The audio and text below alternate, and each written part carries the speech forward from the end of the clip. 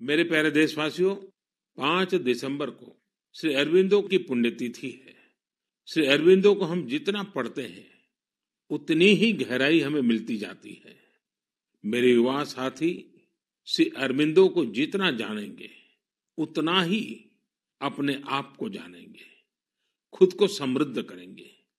जीवन की जिस भाव अवस्था में आप हैं, जिन संकल्पों को सिद्ध करने के लिए आप प्रयासरत हैं, उनके बीच आप हमेशा से ही श्री अरविंदो को एक नई प्रेरणा देते पाएंगे, एक नया रास्ता दिखाते हुए पाएंगे। जैसे आज जब हम लोकल के लिए वोकल इस अभियान के साथ आगे बढ़ रहे हैं, तो श्री अरविंदो का स्वदेशी का दर्शन हमें राह दिखाता है।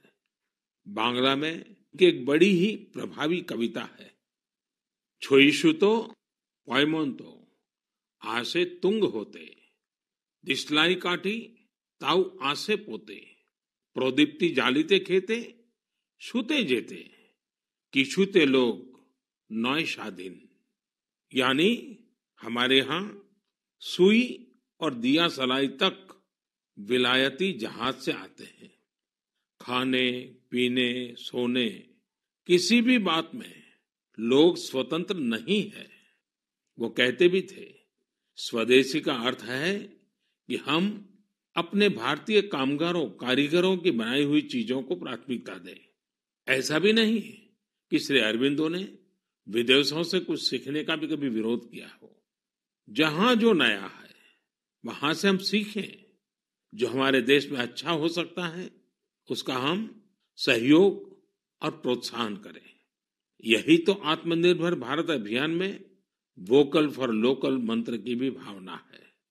खासकर स्वदेशी अपनाने को लेकर उन्होंने जो कुछ कहा वो आज हर देशवासी को पढ़ना चाहिए। साथियों, इसी तरह शिक्षा को लेकर भी श्री अरविंदो के विचार बहुत स्पष्ट थे। वो शिक्षा को केवल किताबी ज्ञान, डिग्री और नौकरी तक की सीमित नहीं मानते थे।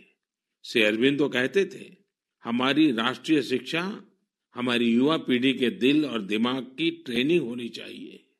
यानी मस्तिष्क का वैज्ञानिक विकास हो और दिल में भारतीय भावनाएं भी हो। तभी एक युवा देश का और बेहतर नागरिक बन पाता है।